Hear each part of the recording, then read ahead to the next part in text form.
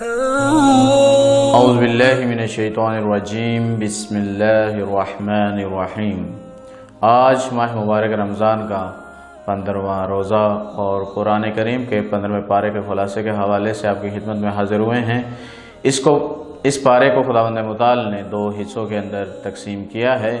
پہلے حصے کے اندر سورۃ بنی اسرائیل کو مکمل ذکر کیا اور دوسرا سورۃ قاف کے ابتدائی حصے کو ذکر کیا۔ سورۃ بنی اسرائیل کے اندر خداوند متعال نے 4 اہم باتوں کی طرف اشارہ کیا ہے۔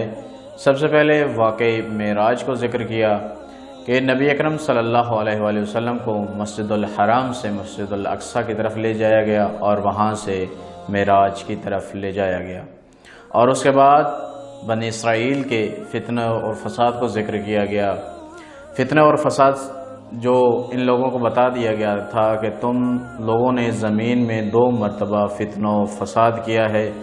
سب سے پہلے جب ان لوگوں نے حضرت شعیب علیہ السلام کو اذیت دی تو ان پر ایک بادشاہ مسلط کر دیا گیا جو بدبخت تھا، اور اسی بعد جب دوسری دفعہ آپ لوگوں نے زمین میں فتنہ و فساد کیا تھا، حضرت زکریا اور حضرت یحییٰ علیہ السلام کو شہید کیا گیا۔ اس دوران ان پر بابل کا بادشاہ ان پر مسلط ہو گیا۔ یعنی جب بھی آپ ظلم و ستم کرو گے تو آپ پر ایک ظالم بادشاہ آپ پر مسلط کر دیا جائے گا۔ اس کے بعد چند اسلامی آداب و رسومات اخلاق کے حوالے سے خداوند متعال نے اس بارے میں ہمیں بتایا ہے۔ سب سے پہلے اللہ تعالیٰ کے کسی کو شریک نہ بنایا جائے، خدا کا شریک کسی کو نہ بنایا جائے، خدا کے علاوہ کسی کی عبادت نہ کی جائے، والدین کے ساتھ بھلائی کی جائے، بڑوں کا احترام کیا جائے، جھوٹ نہ بولا جائے، مال و دولت کو فضول نہ اڑایا جائے، اور بخل بھی نہ کیا جائے، اور اتنا دست باز بھی نہ کیا جائے کہ لوگ آپ سے مال کھینچ لیں۔ اس کے بعد یتیموں، رشتہ داروں، مسکینوں اور مسافروں کا مال ملا کر نہ کھانا۔ اور اس کے بعد دیگر مضامین میں قرآن کی عظمت کو بیان کیا گیا ہے اس سورت کے آخر میں، کہ قرآن کی عظمت کیا ہے، اس کی نزول کے مقاصد کیا ہیں، قرآن کیوں نازل ہوا، ان سب کو ذکر کیا گیا ہے۔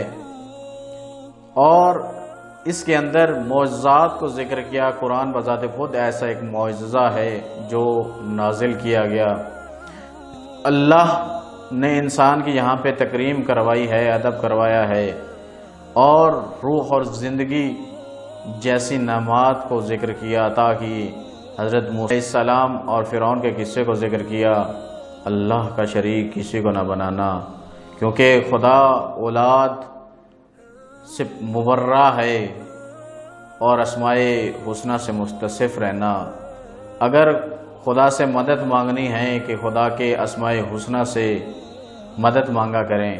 اور اس کے بعد سورۃ قاف کے اندر خداوند متعال نے 2 قصوں اور 2 مثالوں کے ساتھ یہاں پہ ذکر کیا ہے۔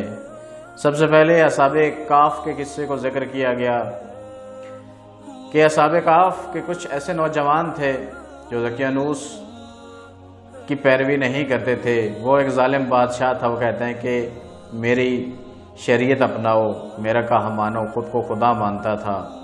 چند ایمان والے لوگ، نوجوان لوگ تھے،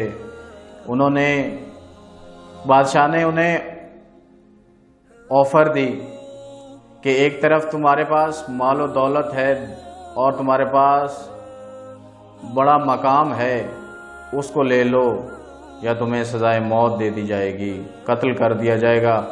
ان نوجوانوں نے خدا کے راستے کو اپنایا اور اس شہر سے دور نکل گئے، اور ایک پہاڑی میں جا کر ساکن ہو گئے، اور خدا کی طرف سے جیسے وہ لوگ پہاڑی میں داخل ہوئے ان پہ نیند غالب آ گئی، اور وہ تقریباً 300 سال سوتے رہے۔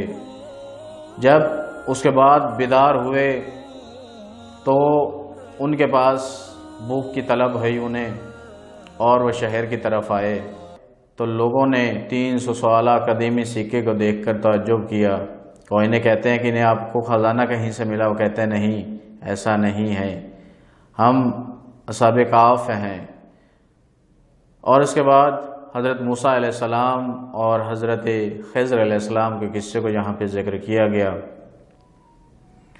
جس کے اگلے والے پارے میں بھی تفصیلی کے ساتھ ذکر آئے گا۔ اور آخر پہ دو مثالوں کو ذکر کیا، دو شخص تھے، ایک امیر تھا اور ایک غریب تھا۔ جو شخص امیر تھا اس میں تکبر و غرور تھا، جو غریب تھا وہ عجز و انکساری کے ساتھ کام لیا کرتا تھا، جتنا مال تھا وہ خدا کا شکر ادا کیا کرتا تھا۔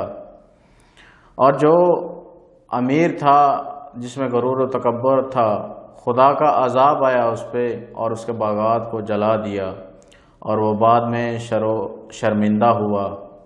اور اس کے بعد دوسری مثال کو ذکر کیا، خدا نے دنیا کی مثال ایسی دی ہے جیسے آسمان سے پانی برستا ہے۔